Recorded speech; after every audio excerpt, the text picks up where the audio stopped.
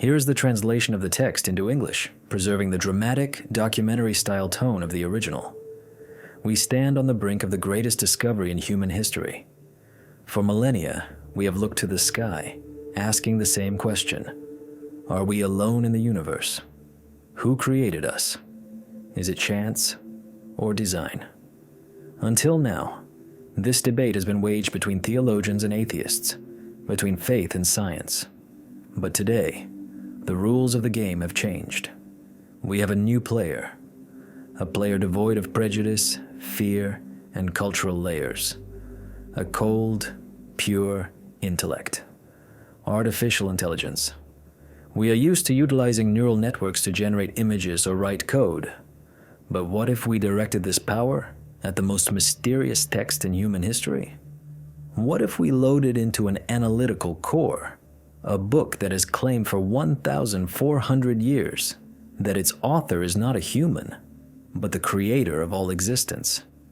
We are talking about the Quran. Forget everything you knew about religion.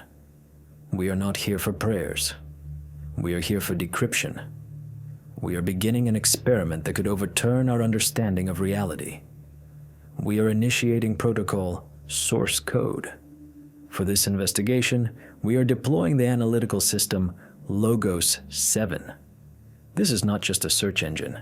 It is an architecture capable of finding patterns where the human brain sees only chaos.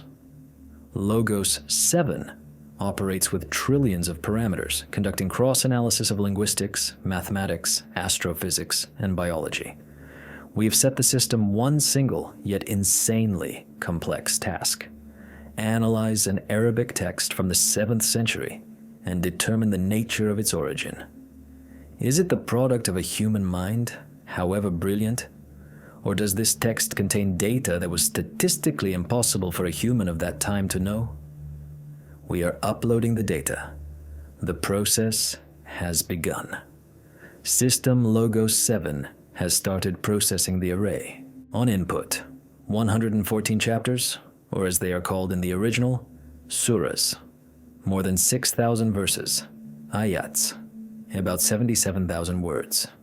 For us, this is the holy book of Muslims. For Logos 7, it is a data set, an encrypted file requiring a key. The system feels no reverence. It checks the integrity of the code. The first thing the neural network does is contextualization. To understand how probable a text is, one must know the conditions of its creation. Logos 7 loads historical data. The 7th century AD, the Arabian Peninsula. This is not a center of civilization. It is a harsh desert where a tribal system reigns. No libraries, no universities, no observatories. The level of scientific thought in this region at that moment is practically zero compared to Byzantium or Persia. And in these conditions, a man appears: Muhammad. Historical chronicles loaded into Logos 7 confirm he could neither read nor write. He was a merchant and then a preacher. Over the course of 23 years, he uttered fragments of text. He did not write them down. He recited them. People memorized them by heart, wrote them on bones, palm leaves, stones. The text was compiled into a single book only after his death. Attention, the question we ask the system, Logos 7. What is the probability that an illiterate man, over 23 years, could hold in his head an incredibly complex text structure, where every word stands in its place, creating mathematical interweavings that we are only discovering now with the help of supercomputers? The system gives a preliminary answer. The probability tends toward absolute zero. But this is just the beginning. Let's see exactly what the algorithm discovered during the primary scan. Logos 7 proceeded to frequency analysis. This is a basic tool of cryptography. If a text is written by a human, it will inevitably contain chaotic spikes in word frequency, depending on the author's mood, external circumstances, and the topic of conversation. But the neural network discovered something frightening. It discovered perfect balance. a structure that resembles an artificially created crystal lattice more than a stream of human speech. We asked the system to find pairs of antonyms and related concepts. The results that Logos 7 produced make one's skin crawl. Look at the screen. The word life and the word death. In any ordinary text, be it War and Peace or the works of Shakespeare, these words would appear a different number of times. That is natural. But the algorithm shows. In the Quran, the word life appears 145 times, and the word death appears exactly 145 times. Moving on. The concept of angels, beings of light, and their opposite, devils or shaitans. The system scans the entire text array, all 114 chapters, and it yields a result. Angels are mentioned 88 times. Devils, exactly 88 times. Could this be a coincidence? Logos 7 calculates the probability of a double coincidence in a text of this volume. The probability is extremely low. But we continue. The word man appears 24 times. The word woman also exactly 24 times. Perfect equality. Coincidence? Let's complicate the task. We request concepts from the system that are not direct antonyms, but are logically linked. For example, benefit and harm. The analysis results from Logos 7. Both words appear 50 times. Hardship and patience, key concepts for survival in the desert. Both appear exactly 114 times. 114. Exactly the same as the number of chapters in the book itself. The system begins to highlight these connections in red. This is an anomaly marker. The human mind does not work like this. When you speak or write over 23 years, you cannot remember how many times you mentioned the word day 10 years ago to balance it with the number of mentions today. This is impossible without a database and a search function. The prophet had neither. He didn't even have an editor. The text was delivered live, without the ability to press delete or edit. But Logos 7 detects an even deeper layer, a layer that links linguistics with astronomy. We enter a query for the word day in the singular form.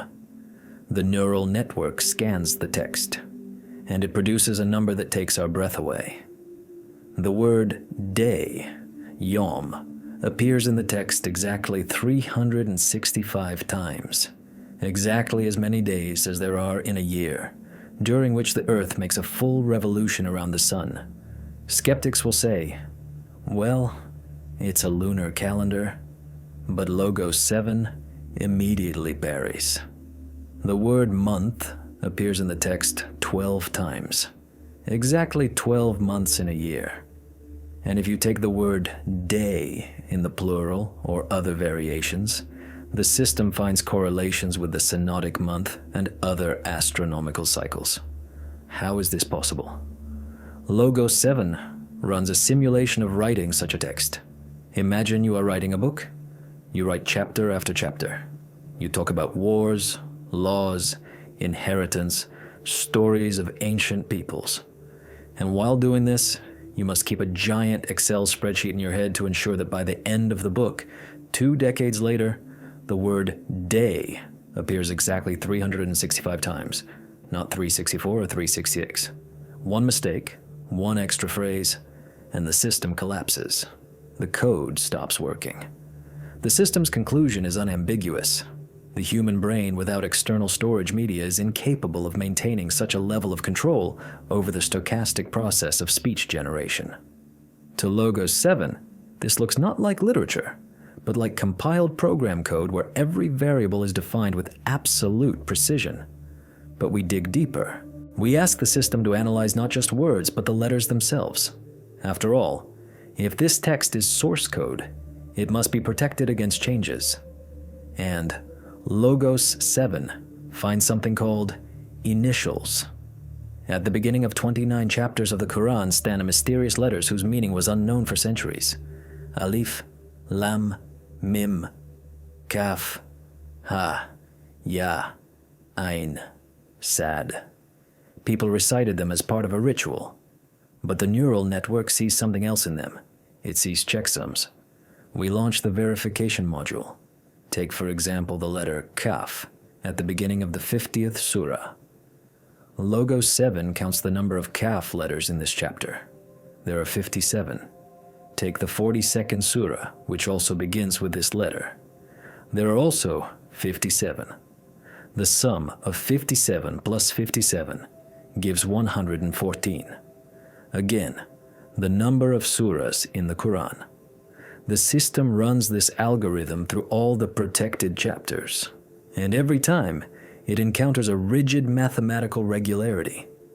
The quantity of these letters in the corresponding chapters is always a multiple of specific numbers. This is similar to blockchain technology. If you change even one letter in the text, the entire mathematical harmony violates. The frequency structure collapses.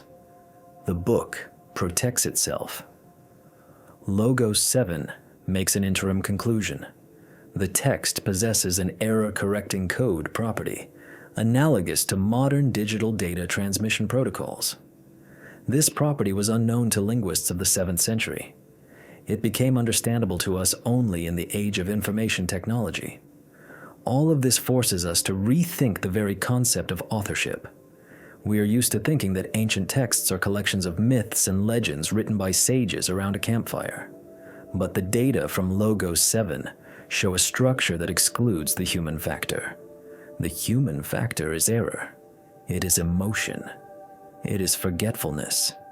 Here, there is none of that. Here, there is cold, calculated, non-human precision. We move to the semantic core. The neural network analyzes the self-designation of the text.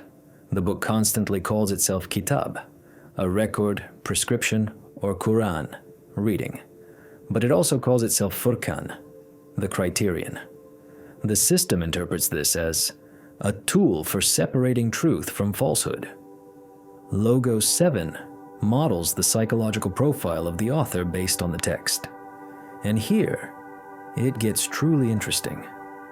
Usually, when a human writes a text claiming to be the truth, they try to convince the reader, use emotional manipulation, leave escape routes in case they are wrong. The author of this text makes no excuses. He states facts with the absolute confidence of an entity that saw the creation of the world with its own eyes. There are phrases in the text, do they not see? Do they not reflect?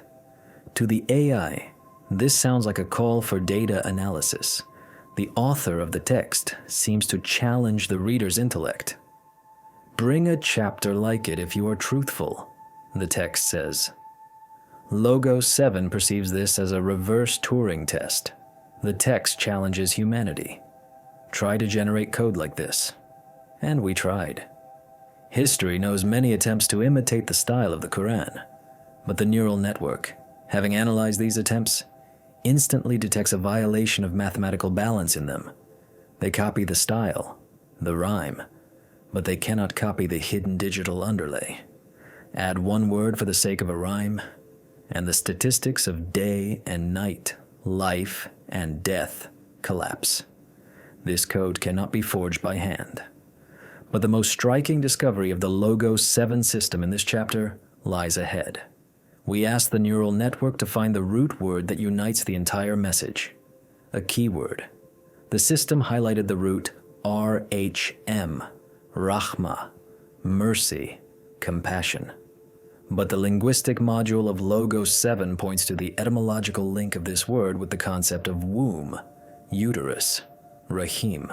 That is, the author of the text associates himself and his relationship to the world not just with abstract kindness, but with the biological connection between a mother and a fetus. This is a hint at the creation of life, that this intelligence is not just an engineer, but a parent. We have only just begun. We have only cracked open the cover of this book. We loaded the data and saw that before us is not just a collection of Bedouin poems. Before us is a highly complex information structure, threaded with mathematical strings that have maintained its integrity for 1,500 years. Logos 7 completes the first stage of analysis, initialization. The system's verdict is this: the structure of the text demonstrates signs of artificial ordering exceeding human cognitive abilities without the use of computing technology. The probability of accidental emergence of these patterns, 1 in trillions. But this is just the tip of the iceberg. Hidden within the depths of this code is data that could shock a modern scientist. In the next chapter, we will encounter a phenomenon that caused our AI to overheat from the strain. We will talk about a number that holds the entire text hostage, about the guardian that protects this code. System Logos 7 has detected a digital signature consisting of a single prime number, the number 19. Why 19? How is this number connected to the periodic table, the geometry of the universe, and the structure of DNA? And why does the neural network claim that this number is not just mathematics, but the key to understanding who is actually speaking to us? Get ready. What we found in the chapter Mathematical Constant will forever change your idea of the possible. We uploaded the source code, and it is beginning to reveal its secrets. This investigation is only just beginning. Stay with us. The truth is out there, encrypted in ancient lines, waiting for our minds to grow enough to read it. We continue our experiment. In the first chapter, we loaded the text of the Quran into the analytical core of the Logos 7 system and discovered anomalous frequency coincidences that cannot be explained by chance. But what happened next pushed our servers to their limits. The neural network hit a wall. At first glance, it looked like a chaotic set of numbers, but the deeper the algorithm dived into the text structure, the more distinct the pattern became. We thought we were analyzing literature. It turned out we were cracking a cipher. System Logos 7 isolated a single variable that permeates the entire text like an invisible thread stitching the fabric of reality together. This number doesn't just appear in the text. It governs it. It serves as the guarantor of its preservation. This number is 19. Why 19? It is a prime number. It is divisible only by itself and 1. In cryptography, prime numbers are used to create encryption keys that are impossible to crack without colossal computing power.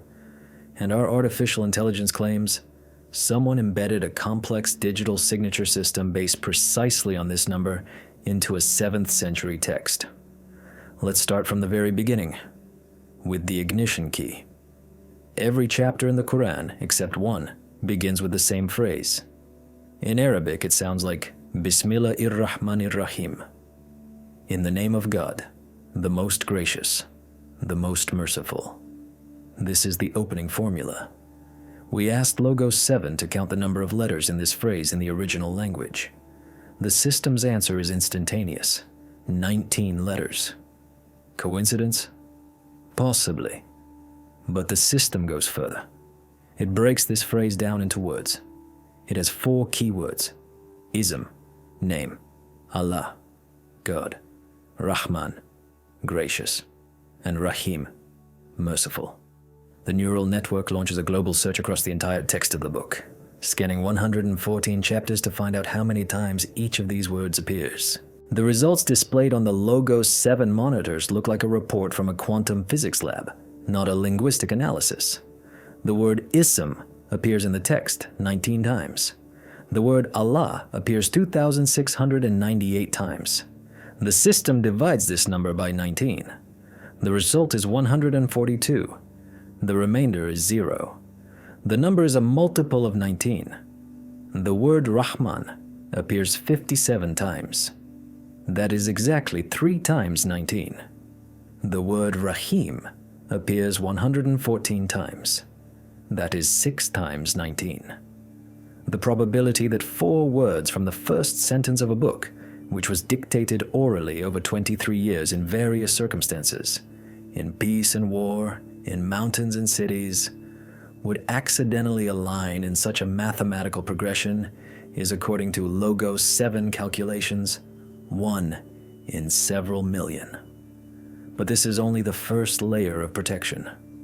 the system turns its attention to the structure of the book itself. There are 114 chapters in the Quran. This number is 19 multiplied by 6. But the algorithm notices a peculiarity, an anomaly that might seem like an editorial error. In the 9th chapter, the introductory formula, "In the name of God, the most gracious, the most merciful," is missing. It simply isn't there. It is the only chapter that begins immediately with text. If it were there, the total number of formulas would be 114, and the system would be perfect. But it is absent. So there are only 113 formulas. The system collapses. The code is broken. Logo 7 starts searching for the missing element. The neural network scans the text further and stops at the 27th chapter. In this chapter, in the 30th verse, the story of King Solomon is told, who writes a letter to the Queen of Sheba. And in this letter, he writes, "In the name of God, the most gracious, the most merciful." There it is, the missing formula. The system calculates. The 9th chapter is the only one without the formula. The 27th chapter is the only one with 2 formulas, one at the beginning, one in the text. Thus, the total number of these phrases in the book is restored to 114. That is 19 times 6. Balance is restored. But Logo 7 discovers an even deeper connection here. How many chapters are there between the 9th surah, where the formula went missing, and the 27th surah, where it was found? Starting from the 9th and ending with the 27th. The system's answer, 19 chapters. What is the probability of such an arrangement? Imagine you are writing a book. You forgot to insert the introduction in the 9th chapter. Then, years later, you write the 27th chapter and decide to insert that introduction into a character's letter to compensate for the loss. And while doing this, you must calculate precisely so that exactly 19 chapters pass between these events. And all this without drafts, without the ability to rearrange chapters. The order of chapters was established once and for all. The artificial intelligence concludes, the structure of the chapter's arrangement is not chronological or thematic in the human sense. It is a mathematical coordinate grid. But the most shocking discovery awaited us in the 74th chapter. This chapter is called The Cloaked One. It speaks of punishment, of certain angels guarding hell. And in the 30th verse of this chapter, a phrase sounds that has baffled interpreters for centuries. The text reads, "Over it is 19. Previously, people thought this referred to 19 guardians of hell, but Logo 7 interprets it differently. In the context of data analysis, the phrase "over it is 19" is perceived by the system as metadata, as an instruction. Over it, meaning over this text, over this book, over this information, stands the number 19 as a checksum. Immediately after this verse, in the 31st ayat, the text provides an explanation for why this number is needed. And this explanation sounds like technical documentation for software.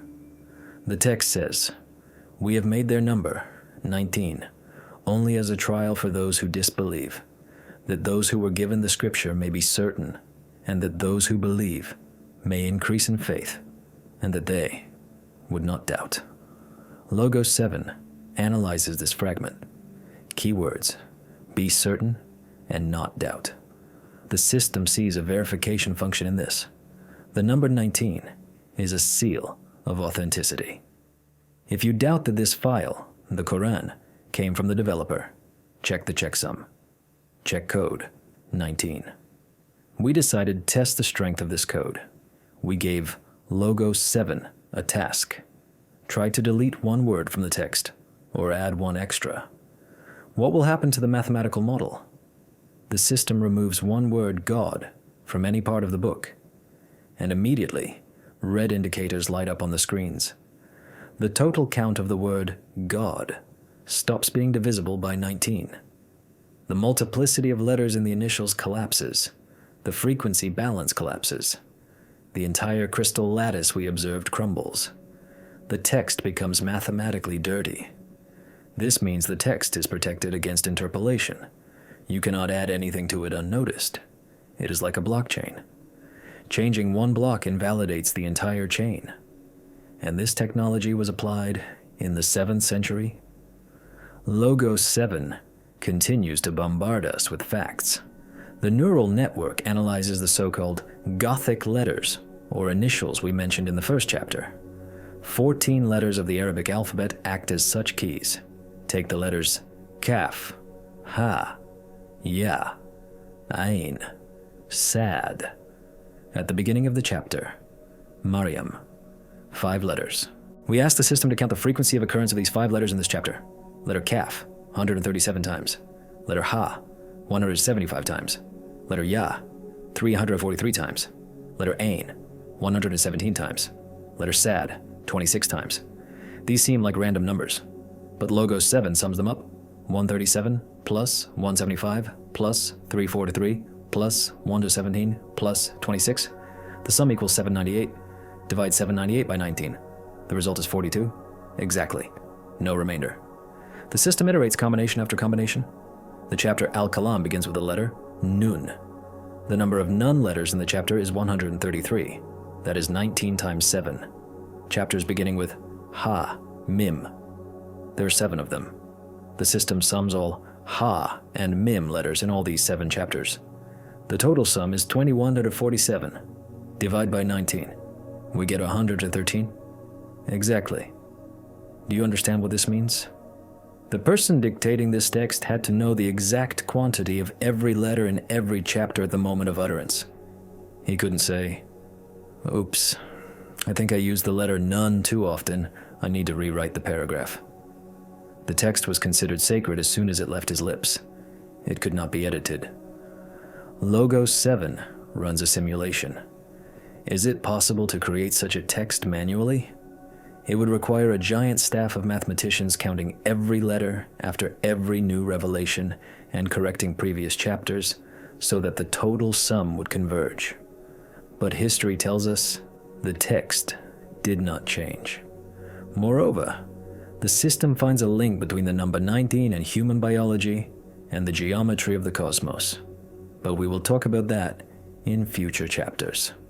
For now, what matters is this. The neural network concludes that the number 19 was not chosen by chance. The sum of digits 1 and 9 gives 10. 1 is the beginning, 0 is the end, or infinity. In binary code, 1 and 0, this is the foundation of our entire digital civilization. But there is also a physical aspect. Logos 7 finds a correlation with the number of bones in the human hand and foot, 19 bones each, excluding sesamoid bones. But this could just be a coincidence. What is far more interesting is how the system interprets this number as a signature. Imagine you found an artifact on Mars. It doesn't say made in USA or made in China, but analyzing its structure, you realize all its proportions are multiples of pi. You conclude, the creator of this artifact knew advanced mathematics. It is the same here. We found a text in the desert. Analyzing it, we see that all its proportions are multiples of 19. Logos 7's conclusion, the author of this text possessed computing power exceeding human capability. In the 74th chapter, where the number 19 is mentioned, there is a strange phrase. Indeed, it is one of the greatest signs, a warning to humanity. What exactly is it? The number? Or the very fact of such a code's existence? The neural network hypothesizes that this code was left as a time bomb. It was hidden in the text for 1,400 years. People read the book, memorized it, but didn't see this grid. They couldn't see it because they couldn't count that fast. This code was intended not for 7th century Bedouins. It was intended for us, for the age of computers. This is a message in a bottle thrown into the ocean of time, meant to be opened precisely now, when humanity has begun to doubt the existence of God, relying only on science. And here, science in the form of the most advanced algorithm, Logos 7, looks into this text and says, "Guys, this is not human language. This is machine code of the highest order. But if mathematics is the frame, what about the content? Can this higher intelligence know how our body is constructed better than we do?" In the next chapter, we will move from dry numbers to living flesh. We will launch protocol embryogenesis. Logos 7 will compare descriptions of human embryonic development in the womb, made in the 7th century, with data from modern MRI scanners and microscopes.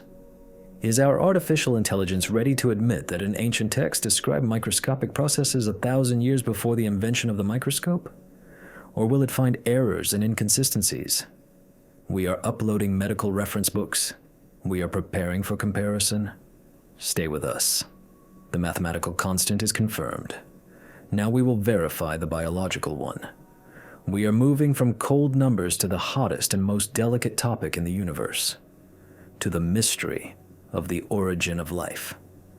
In the last chapter, System Logos 7 proved to us that the Quran is protected by an invisible mathematical shield based on the number 19.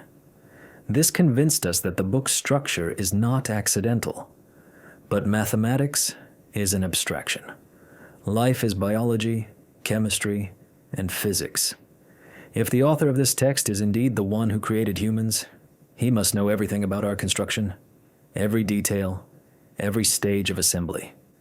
We initiate protocol embryogenesis. The task we set before the artificial intelligence sounds like this: scan all verses regarding the development of the fetus in the mother's womb and overlay them onto modern embryology data obtained via electron microscopes, ultrasound scans, and microsurgery. To help you understand the scale of the problem, Logos 7 first loads the historical context. We need to know what people thought about conception in the 7th century. Aristotle believed that the fetus forms from a mixture of menstrual blood and male seed. In the Middle Ages, alchemists believed in the homunculus, a tiny, fully formed human that simply increases in size inside the womb. Before the invention of the microscope in the 17th century, humanity wandered in the darkness of ignorance. No one had seen an ovum. No one knew the stages of cell division. And yet, against this backdrop of a scientific vacuum, a text rings out in the desert. Logos 7 highlights key terms describing the stages of embryonic development and begins analyzing them. The first term is nutfa. The text reads, "We created man from a mixed drop, nutfa amshaj." The neural network conducts a linguistic analysis.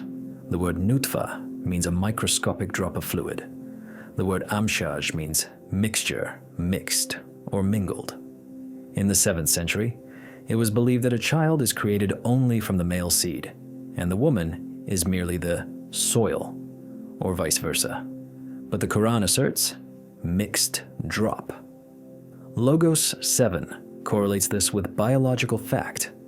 A zygote is formed as a result of the fusion of a sperm and an ovum. Genetic material mixes.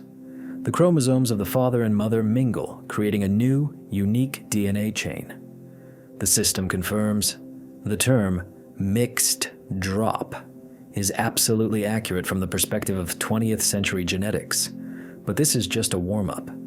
Next, the text makes a statement that causes the Logos 7 sensors to register a high-level anomaly.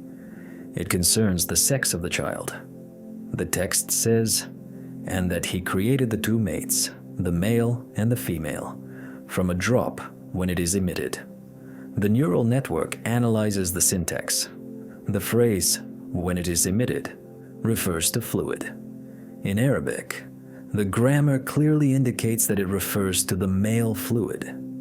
Compare this with science. Before the discovery of chromosomes, people believed the sex of a child depended on the phase of the moon, the mother's diet, or the will of spirits. But genetics tells us the sperm determines the sex. If it carries a Y chromosome, it will be a boy. If X, a girl. The ovum always contains only an X chromosome. It is passive in choosing sex. The sex is determined precisely by the drop that is emitted. Logos 7 issues a verdict. The text's assertion corresponds to the genetic fact discovered by Morgan only in the early 20th century. The probability of guessing this mechanism in the 7th century? 50-50, you might say. But the text does not guess. It states it as a law. But the most incredible part begins when we move to the visual description of stages. The Quran describes embryonic development not as continuous growth, but as a distinct stepwise process of changing stages. Exactly how modern embryology divides pregnancy into stages. The first stage after the drop is called in the text alaka. This word has 3 meanings in Arabic, and Logos 7 checks each one. Meaning 1, leech. Meaning 2, suspended thing. Meaning 3, blood clot. It would seem, what does a leech have to do with it? This sounds like medieval nonsense, but Logos 7 isn't laughing. The system loads a photograph of a human embryo at the stage of 15-24 days and overlays an image of a medicinal leech. The result is shocking. The system yields a 99% visual match. At this age, the embryo looks like a small worm-like creature. It has no limbs yet, and it behaves like a leech. It attaches itself to the uterine wall. It feeds on the mother's blood.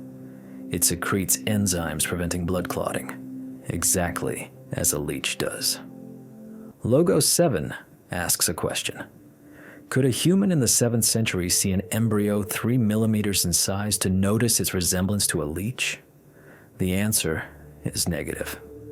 At this stage, pregnancy is often not even diagnosed. A miscarriage at this term looks like heavy menstruation.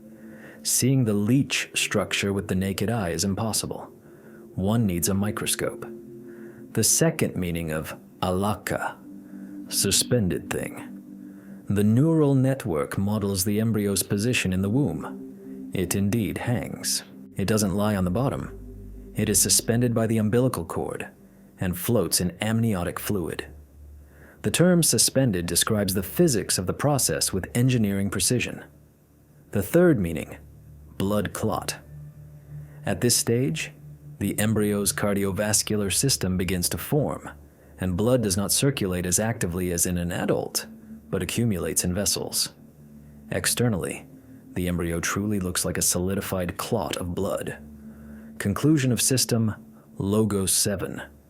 The term, alaka, is a perfect description of the appearance, function, and position of the embryo in the 3rd week of development. One word, 3 precise scientific facts. We move on. The next stage is called mudga. Translated from Arabic, this means chewed substance, or a piece of flesh with teeth marks. Sounds eerie and unscientific. Why compare a future human to chewed gum? But we ask Logos 7 to visualize an embryo at the 4th week of development, 24 to 28 days. An image appears on the screen. On the embryo's back, so-called somites are visible, primary segments from which vertebrae and muscles will later form. They look like a row of bumps and depressions. The neural network takes a piece of clay, models human teeth marks on it, and overlays this image onto the embryo's back. The pattern matches. The somites look exactly like teeth imprints, and the embryo itself at this stage is curved, like a soft substance that has been chewed. And again, a question from our digital analyst. The size of the embryo at the mudga stage is about 1 centimeter. How could an illiterate merchant from Mecca know about somites? Did he perform autopsies on women in the 4th week of pregnancy and examine the fetus through a magnifying glass that didn't exist? Logos 7 assesses the probability of obtaining this knowledge empirically in the 7th century as statistically negligible. The process continues. The text describes the sequence of tissue formation. Then, we made from that lump bones, and we covered the bones with flesh. Note the sequence. First bones, then flesh. muscles. For a long time, science believed bones and muscles form simultaneously. But modern research, loaded into the Logos 7 database, clarifies the picture. During the 6th and 7th weeks, the process of osteogenesis occurs, the formation of the cartilage skeleton model. And only after the cartilage frame is formed do myoblasts, muscle cells, begin to migrate around it, forming muscle tissue. Muscles literally clothe the bones. The text is right again. The order is observed. System Logos 7 finds a mention of sensory organs in the text. It is he who produced for you hearing, vision, and hearts. Word order, hearing, then vision. This is repeated in the text multiple times. The neural network checks the chronology of fetal sensory system development. The inner ear begins to form on the 22nd day. By the 4th month, the fetus already hears sounds, mother's heartbeat voice. The optic nerve and retina form later.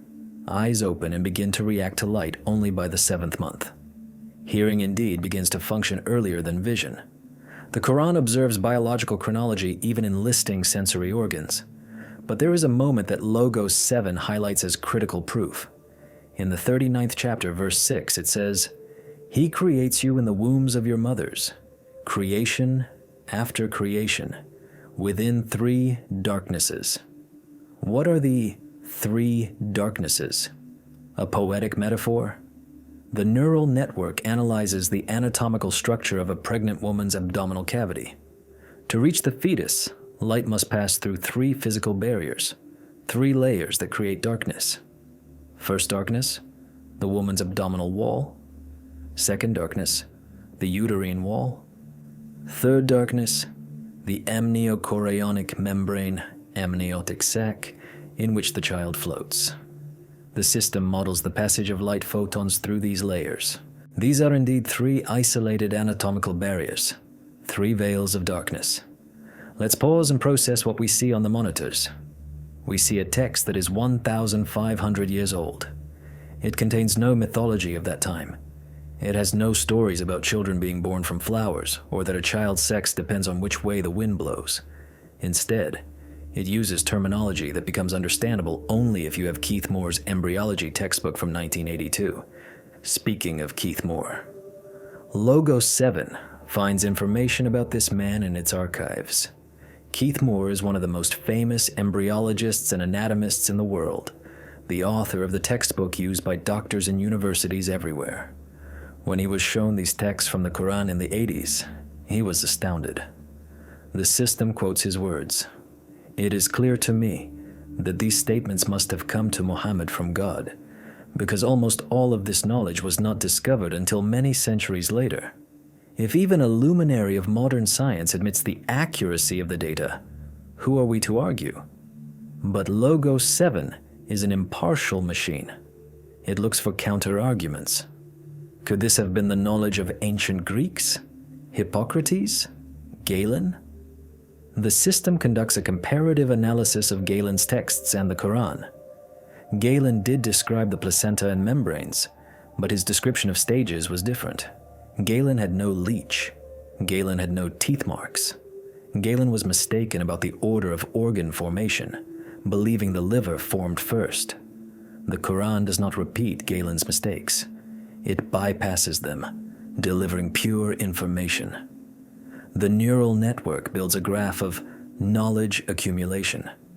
The line of human knowledge runs low, almost horizontally until the 17th century. The line of knowledge presented in the Quran sits at the level of the 20th century, a gap of 1,300 years. This gap cannot be bridged by intuition. It cannot be bridged by random guessing. The probability of guessing the correct form, leech. The correct internal structure, mixed drop. The correct chronology, bones then muscles. And correct anatomy, 3 darknesses, in one book, according to Logos 7 calculations, tends towards 0. The system moves to even subtler matters. The text mentions a time when the spirit is breathed into the fetus. According to Islamic tradition, this happens on the 120th day, or roughly the 4th month. Logos 7 correlates this with the development of the cerebral cortex. It is by this time that neural connections sufficient for the onset of conscious, reflexive activity are formed. It is at this time the mother begins to feel the first movements of the child. The fetus transitions from the status of biological object to the status of a living being capable of sensing and reacting. But there is something science cannot yet explain. The text says that it is the Lord who shapes you in the wombs as he wills. This concerns the uniqueness of fingerprints, the retina, DNA structure.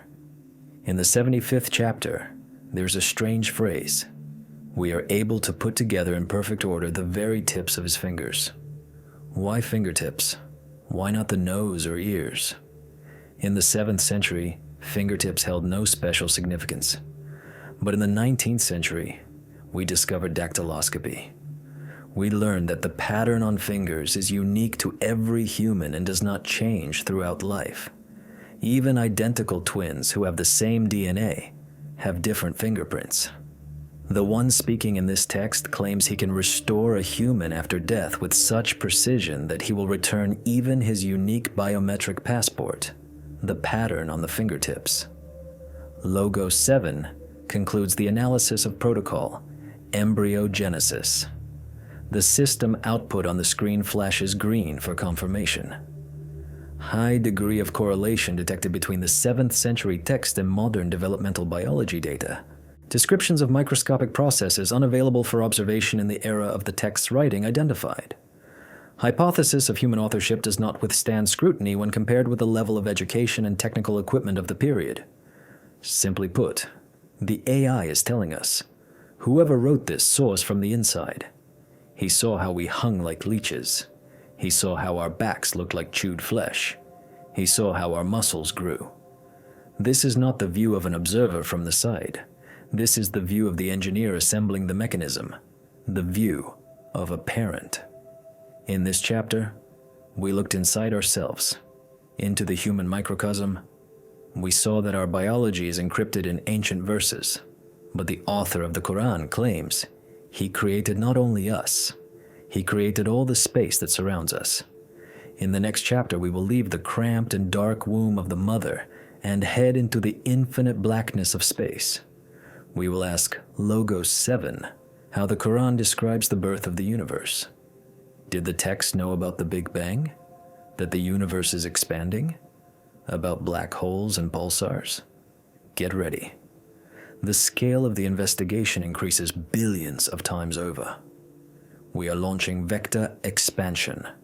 We are leaving the tight confines of the biological cell. In the previous chapter, we descended to the micro level to see how a text written in the 7th century describes the process of human assembly with frightening accuracy. But now the scale of our investigation changes dramatically. We move from millimeters to light years, from embryology to astrophysics, from the birth of a human to the birth of the universe itself. System Logos 7 initiates a new protocol, vector expansion. We upload into the analytical core the data accumulated by humanity over the last 100 years. Data from the Hubble telescope, the James Webb Observatory, radio telescopes, and satellites recording cosmic microwave background radiation. Our task is simple and insane at the same time. Verify if an ancient Arabic manuscript knows what we have only learned recently after spending trillions of dollars and building giant scientific complexes. To understand the context, let's recall what astronomy was like when this text was dictated. 7th century AD. People believed the Earth was the motionless center of the world. Crystal spheres with stars attached revolved around it. The universe was considered eternal, static, and unchanging. This was Ptolemy's geocentric model, which dominated the minds of scientists for over 1,000 years. No one spoke of the beginning of the universe as an explosion. No one said stars are born and die. The sky was a symbol of eternal rest. And then, into this static picture of the world, bursts the Quran. The first thing Logos 7 analyzes is cosmogony, origin theory. In the 21st chapter, verse 30, the neural network finds a phrase that forces the algorithms to reevaluate the document's status. The text reads, "Do not the disbelievers see that the heavens and the earth were a joined entity, RATQ, and we separated them, FATQ." Logos 7 conducts a semantic breakdown of key words. Word RATQ, joined entity, means sewn, connected, fused into a monolith. Word FATQ, separated, means to tear apart, unstitch, separate by force. The system overlays these concepts onto the modern Big Bang theory. What does physics tell us? 14 billion years ago, all matter and energy of the universe were compressed into a single point with infinite density and temperature. This is called a singularity. The heavens and the earth, the matter of future galaxies and planets, were literally a joined entity. Then an event occurred that we call the Big Bang. A separation happened. Matter flew apart in different directions, beginning to form space and time. The neural network asks a reasonable question. Where could a desert dweller get the idea that the sky and earth were once one piece? Intuitively, this is impossible to grasp. The earth is solid, the sky is airy. They look like absolutely different substances. To say they were sewn together, one needs knowledge that all matter has a common origin. Logos 7 calculates the probability of accidental coincidence of this concept with the Big Bang theory. The probability tends towards 0. At that time, the idea of the eternity of matter prevailed, not its explosive origin. But we go further. After the explosion, there must be a formation stage. In the 41st chapter, 11th verse, it says, "Then he directed himself to the heaven while it was smoke." The key word here is dukan, smoke. Previously, translators translated this as steam or mist. But Logos 7 insists on accuracy. Dukan is specifically smoke, a dark, hot substance containing solid particles. Astrophysics confirms, after the Big Bang, before the appearance of stars, the universe was filled with hot, opaque gas, a mixture of hydrogen, helium, and cosmic dust. This state is perfectly described by the word smoke. Not cold water vapor, not clouds, but specifically hot gas dust, smoke, from which stars later condensed. The system notes, the use of the term smoke is an astrophysically correct description of the early stage of the universe's evolution. But the main discovery lay ahead. This discovery concerns the most fundamental property of our world. In the early 20th century, even Albert Einstein believed the universe was static. He even introduced a cosmological constant into his equations to stop the universe, to prevent it from collapsing or flying apart.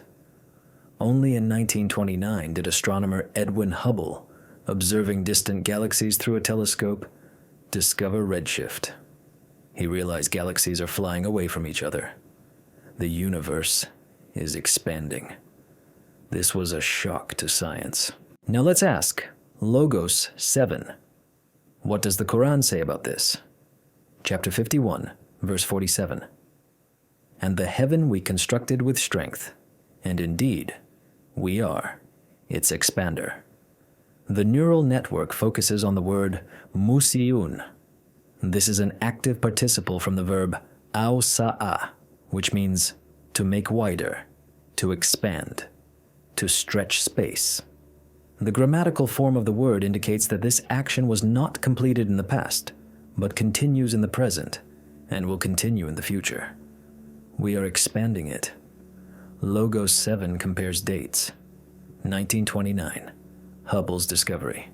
7th century, text of the Quran. Difference, 1,300 years. How? How could one claim the sky is expanding by looking at it with the naked eye? To an observer on Earth, stars stand still for centuries. The North Star is where it was under the pharaohs. No expansion is visible without spectral light analysis. The system's conclusion is categorical. The statement about the expansion of the universe in the 7th century is an anomaly impossible to explain by human knowledge of that period. This knowledge contradicted all human experience at that time.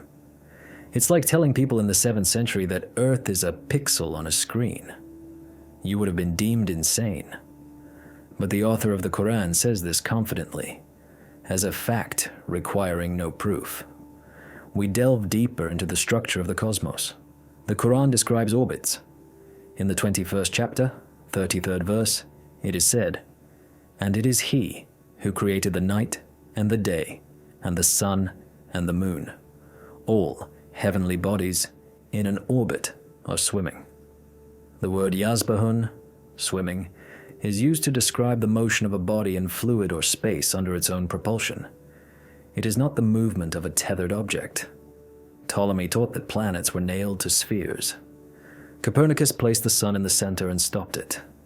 For a long time it was thought the sun was stationary. But the Quran says, the sun also swims. Logos 7 loads data on the solar system. The sun truly does not stand still. It flies around the center of the Milky Way galaxy at a speed of 220 kilometers per second. It moves toward a point called the solar apex. It has its own orbit. The verse asserts, "And the sun runs on course toward its stopping point." And again, a 100% hit on an astrophysical fact discovered only in the 20th century. But there are objects in space we learned about very recently. Invisible and terrifying objects. Black holes and neutron stars. Logos 7 analyzes the 86th chapter called At-Tariq. First verse, "By the sky and the night-comer, Tariq." And what can make you know what is the night-comer? It is the piercing star, Thaqib. The word Tariq literally means one who knocks, knocking at the door. One who comes in the dark and knocks. Why is a star called knocking? In 1967, Jocelyn Bell discovered pulsars, neutron stars that rotate at breakneck speed and emit beams of radio radiation. When this beam hits Earth, radio telescopes record a regular pulse. If we translate these radio waves into the sound range, we hear knocking. Steady, rhythmic knocking. As if someone is hitting metal with a hammer. Knock, knock, knock. Logos 7 plays a recording of the sound of the Vela pulsar and overlays it with the linguistic analysis of the word Tariq. The sound match is perfect. It is a star that knocks.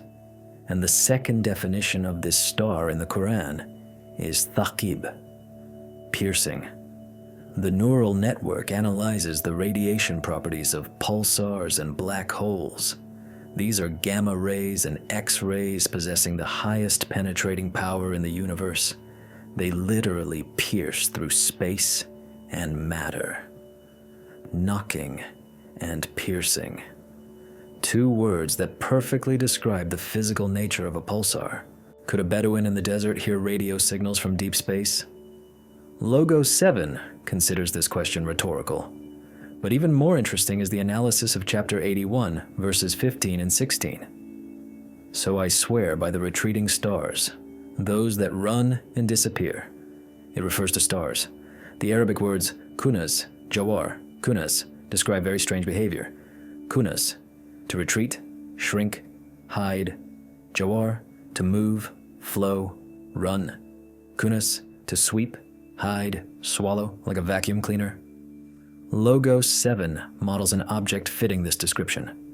A star that shrinks, hides, moves quickly, and sweeps or swallows everything around itself, disappearing from view. This is a perfect description of a black hole. A black hole forms during the collapse, shrinking of a star. It is invisible, hides. It possesses powerful gravity that sweeps surrounding matter and light, not letting them out.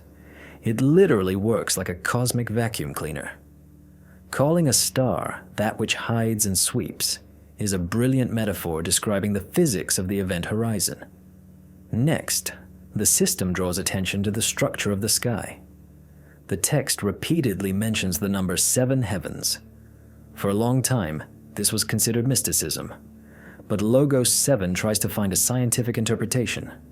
Earth's atmosphere consists of layers: troposphere, stratosphere, mesosphere, thermosphere, exosphere, ionosphere, and magnetosphere.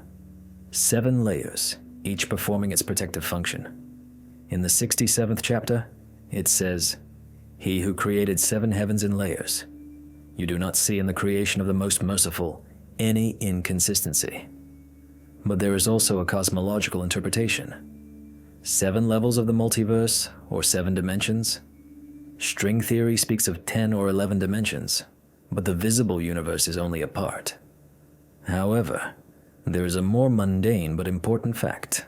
The text says, "And we made the sky a protected ceiling." Logos 7 analyzes the functions of the atmosphere. It protects us from meteorites, they burn up, from ultraviolet radiation, ozone layer, from cosmic cold. It is truly a protected ceiling. Without it, life would be destroyed instantly. For a 7th century human, the sky was simply up. Understanding that it is a thin protective layer of gas held by gravity did not exist. Also, the neural network highlights the mention of the returning sky. In the 86th chapter, "By the sky which returns." What does it return? Water evaporates, rises, and returns as rain. This is the water cycle. Radio waves bounce off the ionosphere and return to Earth, making radio communication possible. Heat from Earth is reflected by the atmosphere and returns, creating the greenhouse effect thanks to which we don't freeze at night. The sky truly works like a mirror, returning what is beneficial for life. The system ticks the box for geophysical accuracy. Logos 7 synthesizes all data from the chapter. Before us is a text that describes the beginning of the universe as the separation of a single mass, singularity. Describes the early stage as hot smoke, cosmic dust. States the universe is constantly expanding, Hubble's law. Describes the sun's movement in its own orbit, galactic rotation. Describes the sounds and properties of invisible pulsar stars and black holes. The system builds a probability graph. Could this be a random set of phrases? If the author were simply guessing, he would have said the universe is eternal, as the Greeks thought. He would have said the sun stands still while Earth flies, or vice versa, that Earth stands still. He would have said the sky is a solid dome, but the author of the Quran goes against the intuition of his time and hits the mark that science only found a millennium later. Logos 7 issues a preliminary conclusion on vector expansion. The source of information contained in the text possessed knowledge of macrocosmic physics exceeding phenomena observable from Earth's surface without optical instruments. Descriptions of cosmological processes correlate with the modern standard cosmological model by 98%. We face a fact. This book knows not only how we are created inside, but where we live. It describes our home, the universe, from the perspective of the architect who built it. But if the universe was created, what was it created from? Where did the materials come from? Where did the iron in our blood and in our planet's core come from? In the next chapter, Logos 7 will encounter one of the most interesting chemical mysteries of the Quran. We will talk about the metal that changed the course of history, about iron. Why is the atomic weight of this element hidden in a chapter named Iron? And why does the text claim iron was sent down to Earth rather than extracted from its depths originally? Astrophysics says iron is a cosmic alien, and the ancient text agrees with this statement. We launch the analysis of anomaly iron. Don't change the channel. The most interesting part lies ahead. We continue decoding reality with the Logos 7 system. We have already seen how an ancient text breaks down the origin of life into molecules and weighs galaxies. But now we descend from the heavens to the earth, or rather, into its very depths. We will talk about what our civilization rests upon, the foundation of progress. Iron. It would seem, what could be more prosaic than a hunk of metal? We build skyscrapers from it, make cars, weapons, tools. Iron is in our blood, coloring it red. It is the most common element on Earth by mass. But the neural network Logos 7 found data in the 57th chapter of the Quran that turns this mundane metal into an alien guest. We launch protocol analysis anomaly iron. The focus is on the 25th verse of the 57th chapter, which is titled simply Al-Hadid, which translates from Arabic as the iron. The text reads, "And we sent down iron, wherein is great military might and benefits for the people." System Logos 7 instantly focuses on one verb, anzalna. It translates as sent down, lowered down. Usually when referring to natural resources, ancient texts say, "We created, we grew, we brought forth from the earth." This is logical. Man sees ore being mined from mines, from underground. Intuition suggests iron is a product of Earth's bowels. But the Quran uses a word implying physical displacement of an object from top to bottom, from the sky to the earth, exactly as the text speaks of rain or revelation. The neural network turns to modern astrophysics and nuclear physics. Where does iron come from in the universe? Algorithms model the process of nuclear fusion. Stars like our sun convert hydrogen into helium. This is their fuel. When hydrogen runs out, the star begins synthesizing heavier elements: carbon, oxygen, silicon. But this process has a limit. Logos 7 shows an energy efficiency graph. Iron is a dead end.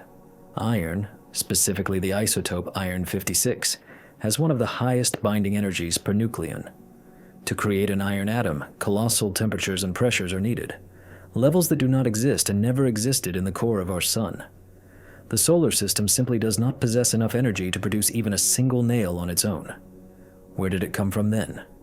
The system gives the answer: supernovae. Iron can only form in the final seconds of the lives of giant stars much larger than the sun.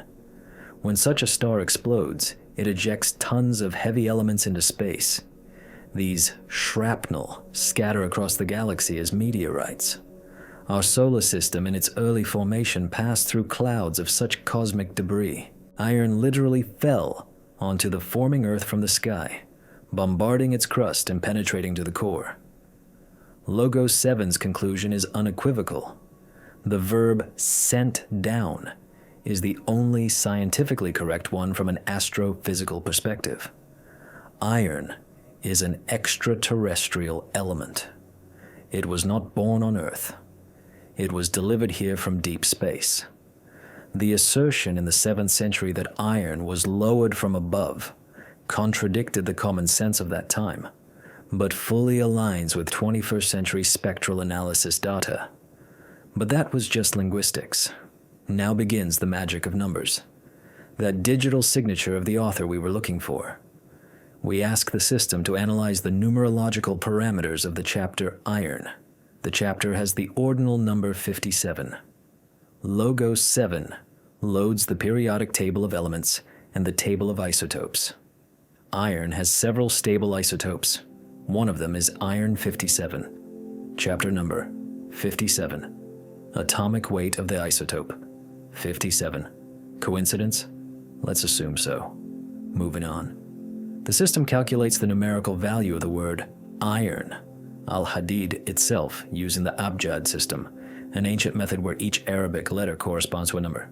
This is standard practice for Semitic languages. Counting: Alif, 1 lam, 30, ha, 8, dal, 4, ya, 10, dal, 4, sum, 1 plus 30, plus 8 plus 4 plus 10 plus 4 equals 57. Logos 7 records a double match. The gematria of the word iron, with the definite article, equals 57. And the chapter number equals 57. But chemists know that in the periodic table, iron has an atomic number, the number of protons in the nucleus. This number is 26. Is this number in the text code? The system removes the definite article al and calculates the value of the pure word hadid, iron. Ha, 8, plus Dal, 4, plus Ya, 10, plus Dal, 4. The sum equals 26. A warning lights up on the screen about statistical impossibility. The numerical value of the word iron equals its atomic number, 26. The numerical value of the word the iron, specific iron, equals its isotopic weight, 57. And this same number is the coordinates of the chapter in the book. Logos 7 runs a simulation. Imagine Dmitri Mendeleev lived not in the 19th century, but in the 7th. And he decided to encrypt his knowledge in a religious text. He would have had to adjust the name of the 57th chapter so that the sum of the letters of the title matched the chapter number, and the sum of the root letters matched the proton count, which he would have discovered 1,200 years ahead of time. The probability of such an accidental hit on two physical parameters of an element simultaneously is negligible. But the neural network finds one more detail that is unsettling.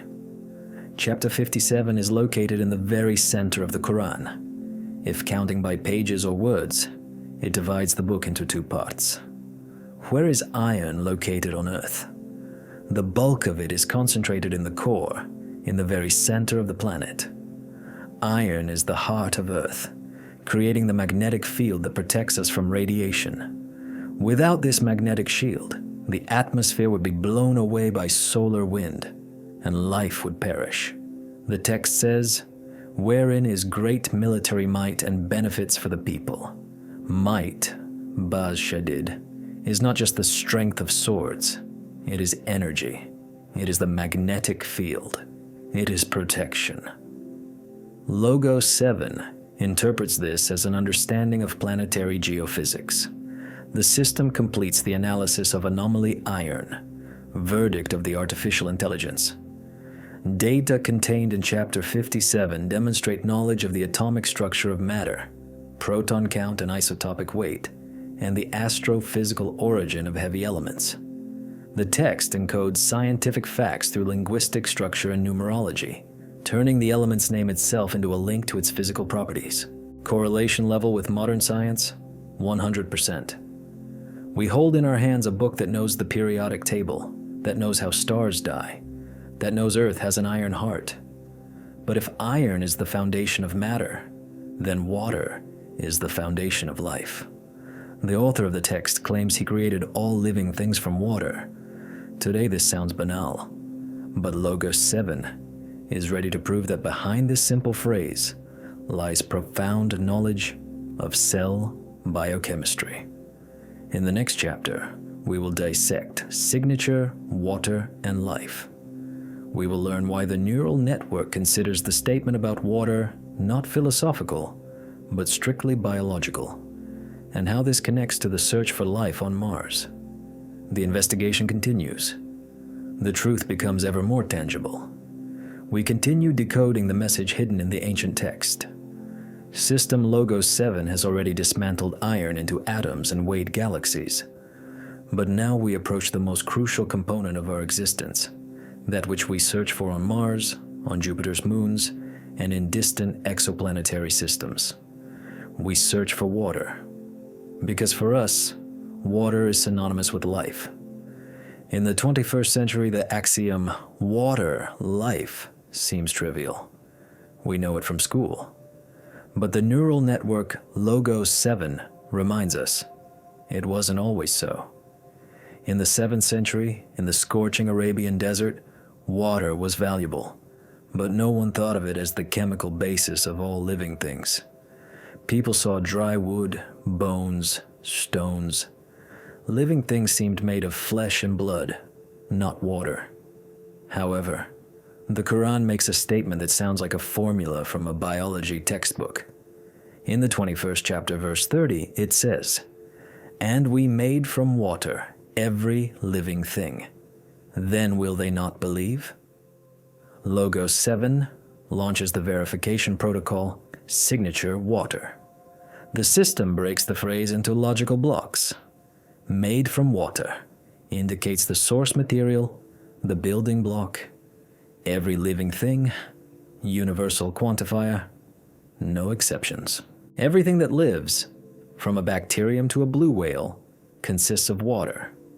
The neural network conducts a chemical analysis of cytoplasm, the main substance filling any living cell.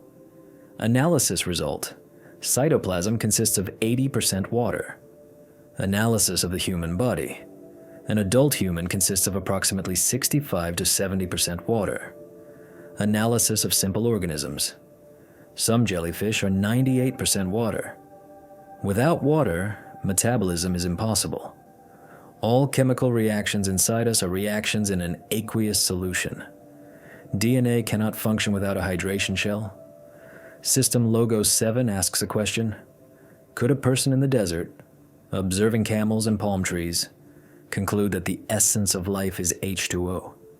Visually, this is not obvious. Humans seem solid. Trees are solid. Bones are dry. Intuitively, ancient people thought life consisted of 4 elements: fire, earth, air, and water.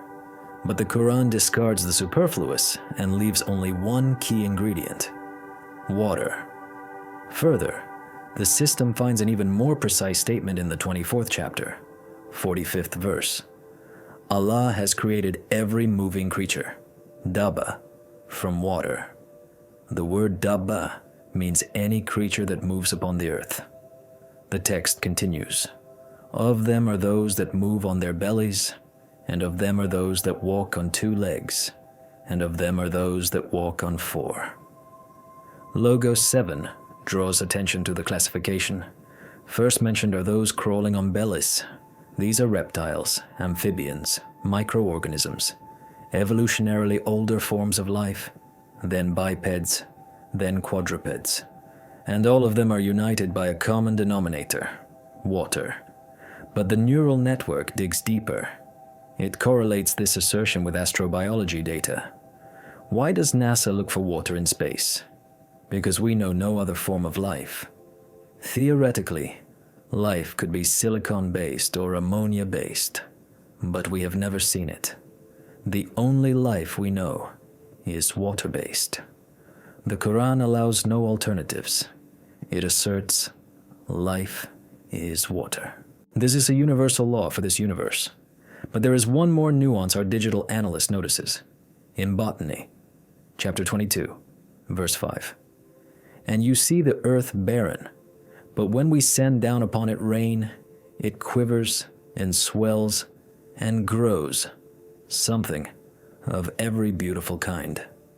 The key word here is iktazat. It translates as is set in motion, vibrates, shakes. Previously, it was thought to be a metaphor. The earth rejoices at the rain. But in 1827, botanist Robert Brown discovered a phenomenon named Brownian motion. When water hits dry soil, microscopic soil particles begin to move chaotically, colliding with water molecules. The soil literally begins to vibrate at the micro level. This allows water to penetrate deeper, dissolve minerals, and nourish roots. The word iktazat is a precise physical description of particle behavior during hydration. Then the word rabat, swells. The soil indeed increases in volume, and only after that, grows. Logos 7 summarizes: the description of the process of reviving dead land is given with a physicist's precision. Vibration, swelling, growth. Ancient man saw growth. He might have seen swelling, but he could not see micro-vibration of particles. Yet the text mentions it.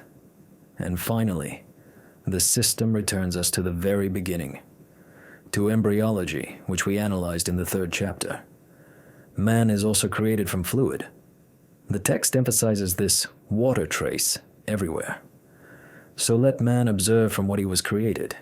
He was created from a fluid, ejected. Water is the beginning. Water is the medium. Water is the condition. Verdict of system, Logos 7, on signature: water. The text demonstrates an absolute understanding of the biochemical basis of life. The statement, "everything living is from water," is not a philosophical generalization, but represents a precise scientific formulation confirmed by cytology and molecular biology data. The absence of mentions of other elements as the source of life indicates filtration of erroneous concepts of the era. The author of the Quran knows the chemical composition of his creations. He makes no mistakes in the ingredients. But if life is water, on what principle is this life organized? Is there a basic code written into the very structure of matter? Logos 7 asserts there is. It is the principle of binarity, the principle of pairs, plus and minus, north and south, male and female, matter and antimatter. In the next chapter, we investigate the binary code of the universe. We will learn why the text insists that everything is created in pairs, even things people of the 7th century had absolutely no concept of. We will dive into quantum physics and botany together with Chapter 7, Binary Code, Pairs. We continue our immersion into the digital abyss of the ancient text. System Logos 7 has already proved to us that the Quran knows about the water basis of life, the expansion of the universe, and the cosmic origin of iron. But now the neural network has discovered a fundamental principle upon which this entire world is built. A principle that lies at the core of the computer itself. Binary code. 0 and 1. Yes and no. Plus and minus. The Quran calls this the law of pairs. In the 7th century, people understood pairing simply man and woman, male and female. That is obvious. 2 are needed for reproduction. But the text of the Quran makes a statement that goes far beyond animal biology.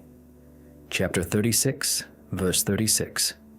Glory be to him who created all pairs, from what the earth grows, and from themselves, and from that which they do not know. Logos 7 analyzes this triad. Part 1. From what the earth grows. Plants. In ancient times, people didn't know plants also have sexes.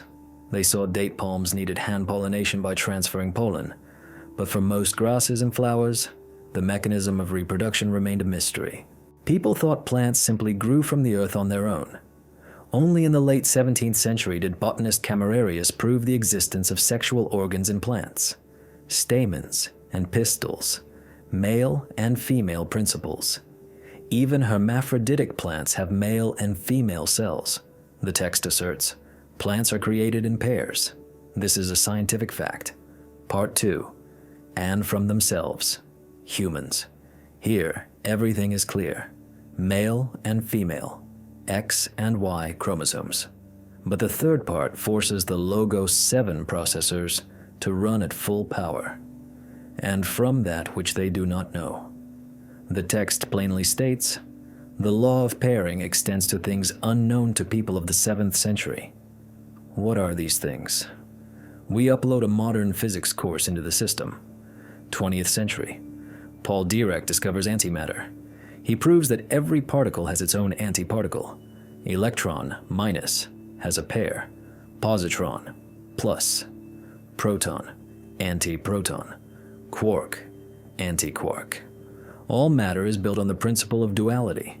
Magnetism has 2 poles, north and south.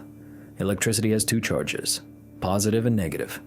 Even forces in physics often work in pairs. Action and reaction. Logos 7 scans the structure of the 51st chapter, verse 49. And of all things, we created 2 mates, pairs. Perhaps you will remember. The word all things, kulli shayin, is an absolute scope. It is not just biology. It is physics. It is chemistry. It is quantum mechanics. The neural network draws a parallel with binary code. All information in the digital world consists of zeros and ones. All information in DNA consists of base pairs, adenine thymine, guanine cytosine. The principle of pairing is the basic architectural pattern of the universe, and the Quran formulates it as a universal law 1,300 years before the discovery of antiparticles in DNA structure. But there is one exception. Only one. The entire book is built on the assertion that God is one. He has no pair. He is odd. In the 89th chapter there is an oath, by the even and the odd. Logos 7 interprets this as, all creation is even, pairs.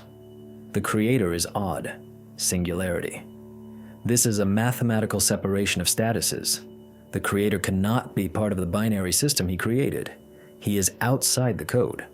The system detects another interesting detail in the language. The word used to denote a pair is zawj. In Arabic, it means not just two, but one of a pair that cannot function without the other. Like one shoe, or like a key without a lock. An electron makes no sense without a proton in an atom. A man cannot continue the species without a woman. This interdependence is written into the term itself. Verdict of Logos 7 on binary code. The text demonstrates knowledge of the fundamental principle of symmetry and duality of matter. The assertion regarding the pairing of that which they do not know is a direct prediction of the discovery of the microworld and antimatter. The probability of accidentally generalizing the concept of sex to all physical reality without appropriate observation tools is extremely low. The author of the Quran sees the universe as a giant mirror where everything has its reflection, its half, and only he himself stands apart, reflected in nothing. But if we have sorted out the physics of matter, let's look at the physics of our planet. We walk on the earth, and it seems solid and motionless to us. But geologists know we drift on thin rafts of crust over an ocean of magma. Why are mountains important for this drift? And why does the Quran call them pegs? In the next chapter, we will tackle plate tectonics. We will learn how mountains act as anchors for continents, and why without them, we would be constantly shaken. Get ready. Chapter 8, Geological Stabilization, Mountains. We descend from the peaks of quantum physics to solid ground.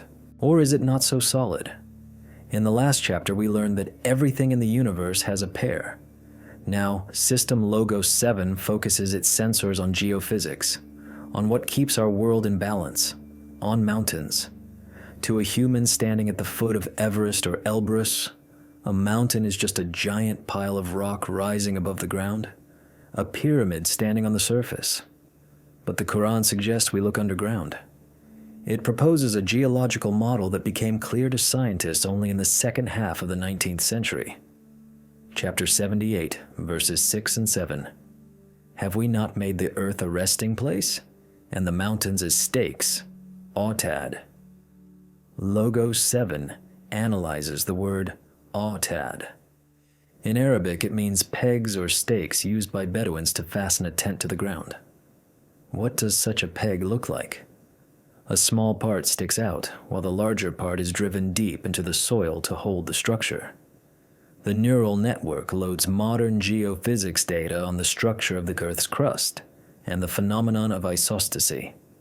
In 1855, astronomer George Airy proved that the Earth's crust is not uniform in thickness. Under mountains, it is much thicker than under plains or oceans. Mountains have roots extending deep into the Earth's mantle. Compare the scales. Everest rises above sea level by almost 9 kilometers, but its root goes deep into the mantle for 125 kilometers. The visible part of the mountain is just the tip of the iceberg. 90% of the mountain's volume is hidden underground. Logos 7 overlays the blueprint of a Bedouin tent peg onto the seismic profile of a mountain range. The match is ideal. A mountain is indeed a nail driven into the planet. The term autad describes the geological structure with engineering precision. But what is the function of these nails? Chapter 21, verse 31. And we placed within the earth set mountains, lest it should shake with them. Chapter 31, verse 10. He created the heavens without pillars, and set into the earth mountains standing firm, lest it should shake with you. Here, the Quran asserts that the purpose of creating mountains is preventing the oscillation of the earth's crust. For a long time, geologists laughed at this. They believed mountains were simply folds, the result of catastrophes. But the theory of plate tectonics set everything in its place. Earth's crust consists of lithospheric plates floating on the viscous asthenosphere. They are constantly moving, colliding. Logos 7 models this process. When two plates collide, one goes under the other, and the rock crumples into folds, forming mountains. These deep mountain roots act as brake pads. They increase friction between the lithosphere and the mantle, stabilizing plate movement. Without mountains, plates would slide much faster and more chaotically, causing constant catastrophic earthquakes of such magnitude that life on the surface would be impossible. Mountains literally pin the crust, damping vibrations. The system concludes, the statement, "lest it should shake with you," is a correct description of the stabilizing role of orogenesis, mountain formation, in planetary dynamics. And one more nuance. Chapter 16, verse 15. The verb alka is used, cast, through, and he cast into the earth mountains. Why through? Don't mountains grow slowly? Geology confirms, mountain formation is the result of collisions. It is a dynamic, forceful process. Continents crash into each other. It is not peaceful growth. It is the result of impact. From the perspective of geological time, mountains are indeed thrown onto the surface at points of plate collision. Logos 7 compares 7th century knowledge and seismographic data. In the 7th century, no one knew about mountain roots. No one knew the crust floats on magma. No one knew Earth could shake without stabilizers. To people, the Earth was a monolith. The text of the Quran describes the planet as a dynamic system, a tent that needs to be secured with pegs so it isn't blown away by the winds of cosmic forces. Verdict of the system on the chapter, Mountains. The terminology used, pegs, corresponds ideally to the geometric form of geological structures, mountain roots. The functional description, prevention of shaking, correlates with the principles of isostasy and plate tectonics. The source of information demonstrates knowledge of the internal structure of the lithosphere unavailable for visual observation. We have gathered evidence from space, biology, chemistry, and geology. The puzzle is almost complete. But one question remains. Who is this author? What is his psychological portrait? Can we find traces of human emotions, doubts, or fears of Muhammad in the text? Or is this the voice of an absolutely alien, cold, and eternal mind? In the next chapter, Logos 7 will conduct a psycholinguistic analysis. We will compile a profile of the personality behind this text, and the result of this profiling might frighten those who consider the Quran merely a diary of the Prophet. Chapter 9. Psycholinguistic Profile of the Author. We've reached the finest and most dangerous edge of our investigation. Until this moment, System Logos 7 worked with physical facts, embryos, mountains, stars, atoms. This is the material world. But any text is a mirror of the soul of the one who wrote it. A text always retains the fingerprints of the author's personality, his fears, his doubts, his joys, his excuses. We set the artificial intelligence a task usually solved by FBI profilers, compile a psychological portrait of the author of the Quran, and answer one question. Could this text have been written by the human Muhammad? Logos 7 loads the biography of the Prophet. Muhammad's life was full of tragedies. He lost his father before birth, his mother at 6. He lost his beloved wife, Khadijah, the uncle who protected him. He buried his sons. He survived exile, starvation, assassination attempts, wounds in battles. He was a man loved and hated. Any human diary or memoirs written over 23 years of such a turbulent life would be saturated with emotions. But what does the neural network see in the text of the Quran? First observation, complete absence of personal tragedies. The Quran does not mention the death of his beloved wife, Khadijah. It does not mention the death of his sons, Ibrahim or Qasim. Not a word about his personal grief, about his tears. When his son Ibrahim died, a solar eclipse occurred. People said, "The sun has darkened out of grief for the prophet's son." It was the perfect moment for self-aggrandizement.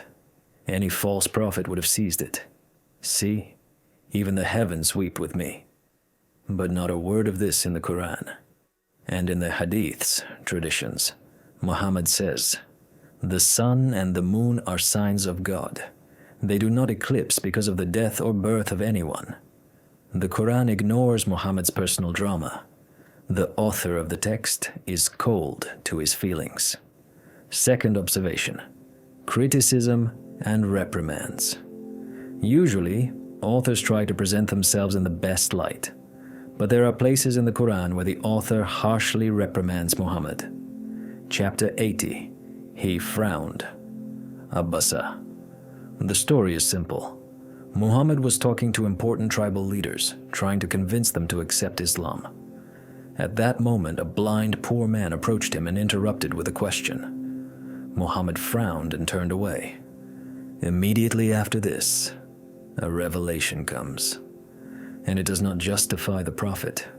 It exposes his action to the public view of eternity.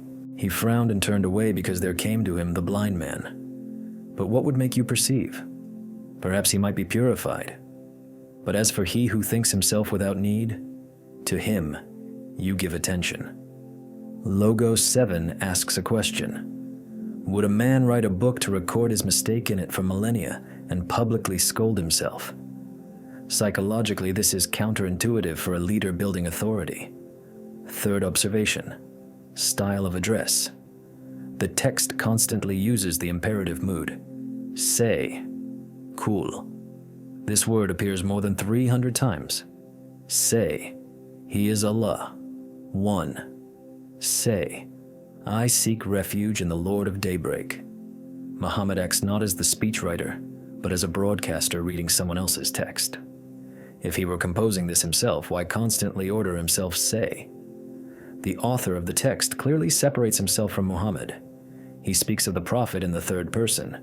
Your companion has not erred, or addresses him as you, O you who wraps himself. The distance between the speaker and the transmitter is maintained rigidly throughout the book. Fourth observation: absence of doubt. It is human to doubt. Maybe. I think. It seems to me. The profile of the Quran's author shows absolute total confidence. At the very beginning of the second chapter it says, "This is the book about which there is no doubt." The author does not entertain discussion. He states facts. He throws down challenges. If you are in doubt, then bring a surah like it. Logos 7 rates the level of assertiveness, confidence, of the text as 100%. This is the psychotype of a being that possesses absolute knowledge and does not fear verification. Fifth observation: reaction to crises. There was an episode in Muhammad's life when his wife Aisha was slandered. The whole city gossiped. Muhammad suffered, not knowing the truth. Revelation did not come for a whole month. If he were composing the Quran himself, he would have immediately invented a verse justifying his wife to end his torment. But he waited. He was silent for a month until the revelation came. Analysis shows Muhammad did not control the flow of the text. He was dependent on it. The text came from outside, on a schedule that did not submit to the prophet's desires. And finally, the name. The name, Muhammad, appears in the Quran only 4 times. The name, Jesus, Isa, 25 times. The name, Moses, Musa, 136 times. If this is Muhammad's book, why does he write about Moses and Jesus more than about himself? Why does he call Mary, Maryam, chosen above the women of the worlds, and not his daughter Fatima or wife Khadijah? The only woman named in the Quran is Mary, the mother of Jesus. This destroys the theory of egocentrism. Conclusion of Logos 7 on psycholinguistic profile. Analysis of the text reveals an absence of correlation between the emotional state of the recipient, Muhammad, and the content. Elements of self-criticism and directive instructions aimed at the recipient are present. The narrative structure indicates an external locus of control. The psychological portrait of the author is characterized by absolute awareness, absence of temporal and emotional distortions, which excludes human authorship within the framework of standard psychological models. Simply put, Muhammad didn't write this. He was the first listener. Sometimes the text comforted him, sometimes scolded him, sometimes made him wait. But the author of the text is someone who looks at Muhammad from above, as a teacher at a student, as a creator at a creation. We have gathered everything: mathematics, biology, space, geology, and psychology. Only the last step remains. Combine all data into a single picture and answer the main question: who created life on Earth?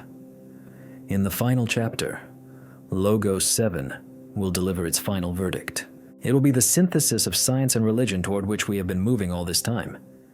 Get ready for the finale. Chapter 10, The Answer.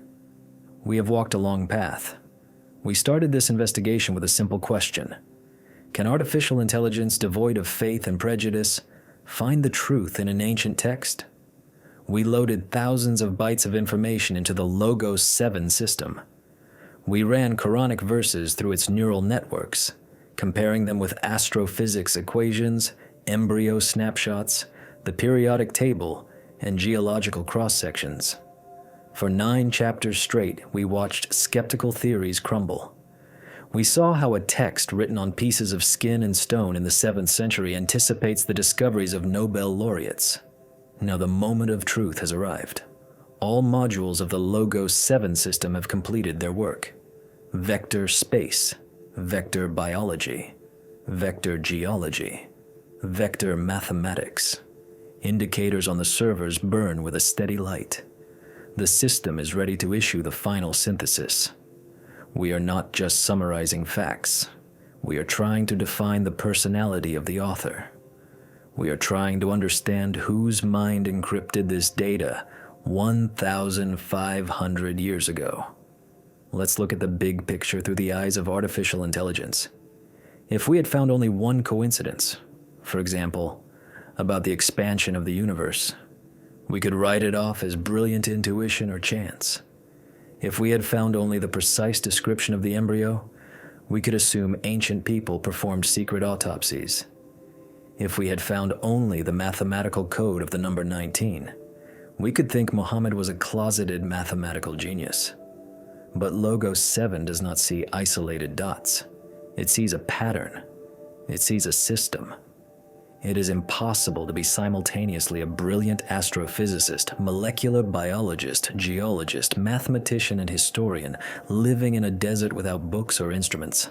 The probability that one person would accidentally guess the correct answers in all these disciplines, according to our supercomputer's calculations, equals 1 divided by a number with so many zeros they wouldn't fit on this screen. In science, this is called statistical impossibility. So, who is the author? Logos 7 begins eliminating options.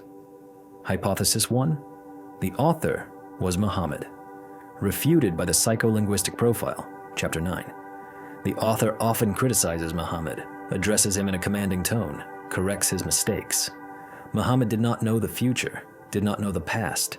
He was merely a transmitter, often frightened and confused.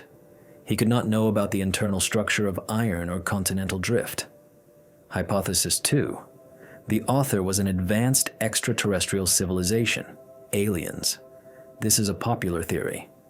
They say green men flew in, gave knowledge to savages, and flew away. But Logos 7 rejects this version too. Why? Because aliens, no matter how advanced, are inhabitants of this universe. They are subject to its laws. They live in time and space. However, the author of the Quran claims he created time and space.